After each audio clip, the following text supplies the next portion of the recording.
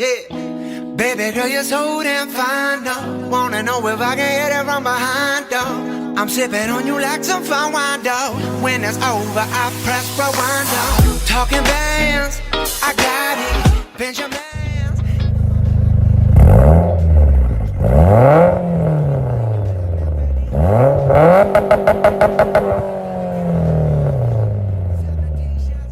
Okay, in your oil pressure box, you should have a directions, different color cover. I usually use the black. I should use the gray. It matches the trim. You get an AEM sticker. You get that little mount there, which I'm not using. Obviously, the oil pressure gauge in the back. Two plugins. Perfect. Then you get the harness, which has the two plugins on it already with the wires. Comes with this fitting, some sort of I don't know, fucking rubber band, zip tie, and then crimps. So I'm just gonna follow the directions. I never really installed one of these before, so let's get to it. Okay, oil pressure sensor is gonna be hooked up like this. This only goes on one way, obviously, okay? And then this only goes on one way, pretty self-explanatory. This piece is gonna hook up to the left plug on the oil cooler attachment. So on the Evo 10, the oil cooler is right down there. So let me see if I can get my hand. I can't get my hand in there. It's right. Let me zoom in a little bit. Dog's being annoying. Right there. The little one, the silver one. That's where that oil pressure sensor is gonna go. I'm just gonna do it from under the car because it looks like I got plenty of room. And you have to wrap this in Teflon tape. Wow, you can't see shit. What's going on here? Oops, can't see. Eyes can't see. Okay, there we go. Yeah, you gotta wrap this in Teflon tape. So let's go ahead and wrap this in Teflon tape and get under the car and put this in and then wrap this thing all the way through. And I'm assuming that the wiring goes to the fuse box underneath the steering wheel. So let's get to it. Okay, let's get under here. Stupid. Okay, it's right above that. So get a feel for it. It's really hard to do with camera in my hand, so I'm gonna put it down. You guys obviously know what I'm trying to do here. So just beware. This is fucking tight. I don't know if you guys can see.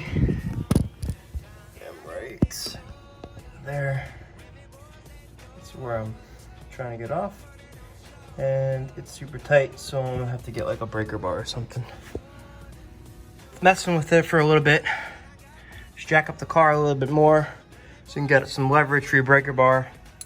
And you're able to, where is it? It's right here. Oh, there you go.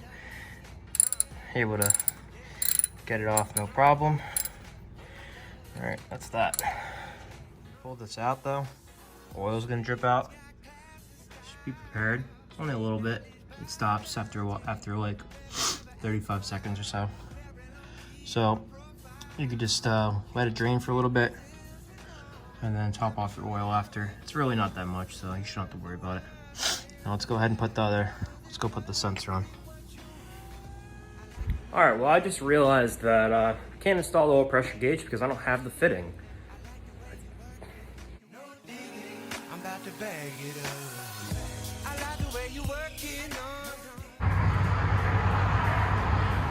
All right, you're gonna either go to Napa or Advanced Auto Parts or somewhere that has a 3/8 to 1/8 fitting adapter. You're gonna need this for the oil pressure gauge for the Evo. This is 1/8, it doesn't fit obviously, so you have to get the adapter. And then it screws in like that, and then that goes into the block, and you should be good. It's gonna be a little tight, the way the grooves are. Some are thicker than the others. You have to put Teflon tape on there, and then it's gonna go in a little tight. Might not be, you know, the best way of doing things like factory, but it's gonna work. So that's all you need, and then you hook up the wires. So let's go do that. Just got back from Napa, as you guys just saw. Here's the fitting I got. I already showed you. It's kind of tight to put on. And put some Teflon around this part and that part just in case, so it doesn't leak. It is kind of tight because the threads, one's deeper than the other, but it'll fit in. So go ahead and put the copper on. I mean the Teflon on here. It's gonna be super tight. So basically, I took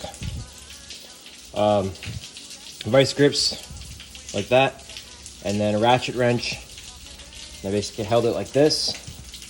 And with my other hand, I used the ratchet wrench to tighten down. And so as you guys can see, it's in. It's gonna feel like you're breaking it, but it's not. It's actually digging into the copper, making the grooves or the threads deeper. So once you have this on, you want to screw this on to the block down there first, then put the plug in. If you put the plug in first and try to spin it, all the wires is going to keep tangling around. So let's go ahead and put this on. Remember, oil is going to drip out when you pull that plug out. Okay, so once you re-threaded those, you want to put the small one in first, as you can see. Right there. Can't see shit right now, I'll flash on. Oh, there you go. Okay. So now, as you can see, you thread it on first. And then once you thread it on, once it's tight, you can get a socket in there. Then you can put this one on. Like I said, put the Teflon tape off. The Teflon tape is going to come off once you tighten it and loosen it, so you just got to redo it. Like I said, the only reason why I tightened it here is to get the grooves, because it's going to be pain to get the grooves deeper while it's already in the block. So I'm gonna go tighten that one and then screw this one on after. Okay, well, it's in. I honestly, I couldn't get it in anymore. That's the farthest I went in. Those threads. I might have put too much Teflon, I don't know, but I read on the forums that, you know, it's not 3/8 is not the AEM factory size for those. It's gonna be difficult to get it in, so I put it in as far as I could, started it, no leaks, so I guess we're good. Once I start seeing, if I do start seeing leaks, obviously I know it's that and it needs to be tighter or taken out and whatever. So far so good. Now we're gonna route this line. Obviously this part goes to the gauge right here. So you're gonna feed this through the firewall, and once this is fed through the whole firewall, you're gonna be left with, oh, those stupid wires. Oh, they're in there. You're gonna be left with the wires that are in there, and you just have to splice them and put them into the fuse box. So just go ahead and do that. I think you're gonna have to get an extra wire to extend the wires all the way into the fire bay. I don't think it's gonna work, so, or reach. So I'm gonna go look for some wires. You wire all the way through here, all the way into the firewall. You can drill into the firewall if you want. I just tucked it right behind that boot, right there. It's not a big deal, but it is kind of annoying. But I didn't feel like drilling through a firewall, but you can. You're just gonna be fighting with slack. Anyway, once you come all the way through, it's gonna come up right through there, where the firewall is. See the wires? You run the line all the way here to the fuse box. Boom. All right, now in the fuse box, basically, you wanna find a fuse that doesn't have power when the key's off. You want to find a fuse that isn't working all the time. It only works when the key's in the on position. So you could do trial and error, which I did. So basically, if you look where I mounted mine, it's right at that, what is that, at 12 or 10? I can't see it. Oh, it's the 20, it's the 7.5 right there. Oh, let me see if I can zoom in. Right there, 7.5. So I basically pulled the 7.5 out, stripped this red wire, wrapped it around, and basically just pushed the 7.5 in. The 10 is for your ECU, so don't use that one. So then you basically just ground it. So I just took the ground and grounded it to this bolt right here. And then once you do that,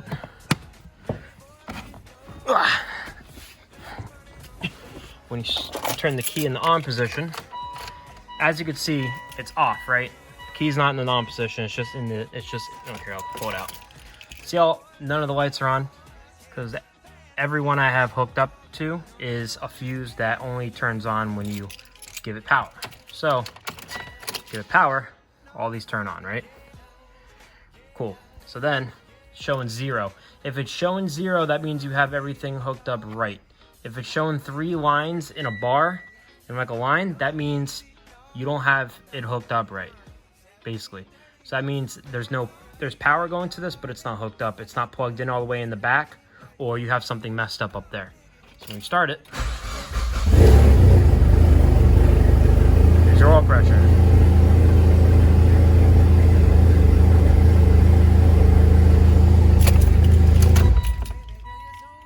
You should know that when you first install this, it's going to take 3 to 5 minutes for it to basically bleed off, and then it's going to show some numbers. So if it shows 0 and you start the car and it's not showing any numbers, just wait 3 to 5 minutes. After 3 to 5 minutes, it should show numbers. If it doesn't, your fitting is probably clogged with Teflon tape, or it's dripping onto the ground, and I hope you don't live at home with your parents, and then your dad will get mad. So that is how you hook up the oil pressure gauge AEM for the Evo. It's the same on pretty much any other car, just different spot to hook up the oil pressure sensor. Other than that, I'm gonna end the video here. I did get a new splitter. I'll show you guys that in the next video. My buddy definitely did a really good job on it. He cleared the whole thing. As you can see, it had like AIDS on it, so I didn't really like that, so he redid it. Like the mustache going in November. So if you guys like this video, push that like button, push that subscribe button. If you have anything to say, put it in the comments. Any other way of wiring it or getting more slack besides splicing it and adding more wires, which I didn't have. So yeah, see you guys in the next one. Peace out. Baby, never act wild, very low key on the profile.